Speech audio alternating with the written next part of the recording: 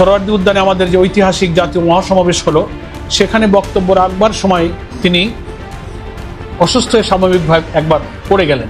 ওনার হার্টে কিছু ব্লক ধরা পড়েছে।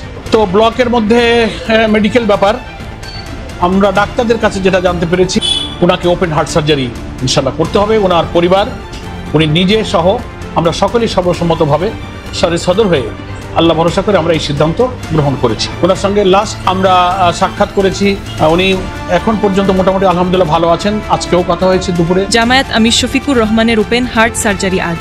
বিস্তারিত সংবাদ।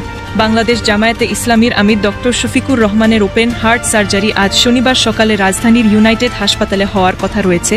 তার হৃদযন্ত্রে একাধিক ব্লক ধরা পড়ায় এই সিদ্ধান্ত নেওয়া হয়েছে বলে দলটির পক্ষ থেকে জানানো হয়েছে।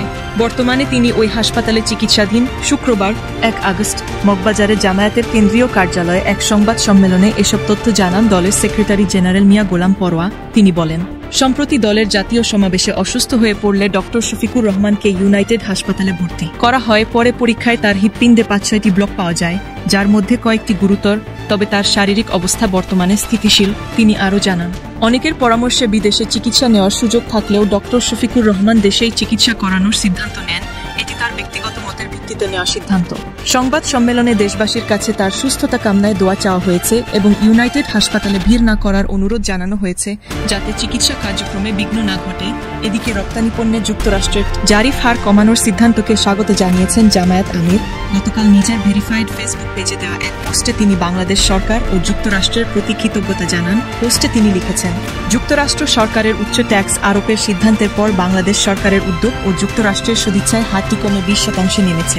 এজন্য তিনি যুক্তরাষ্ট্রের প্রেসিডেন্ট ডোনাল্ড ট্রাম্প ও অধ্যাপক ডক্টর মোহাম্মদ ইউনুসের নেতৃত্বাধীন অন্তর্বর্তী সরকারকে ধন্যবাদ জানান। তিনি বলেন, আশা করছি ভবিষ্যতে ডক্টর মোহাম্মদ ইউনুস এবং পরবর্তী সময়ে যারা রাষ্ট্র পরিচালনার দায়িত্বে আসবেন, তারা সম্মানজনক অবস্থান ধরে রেখে বিশ্ব কূটনীতির ময়দানে মর্যাদাপূর্ণ দায়িত্ব পালন করবেন। এই উদ্যোগে সংশ্লিষ্ট সবাইকে আবারও আন্তরিক ধন্যবাদ।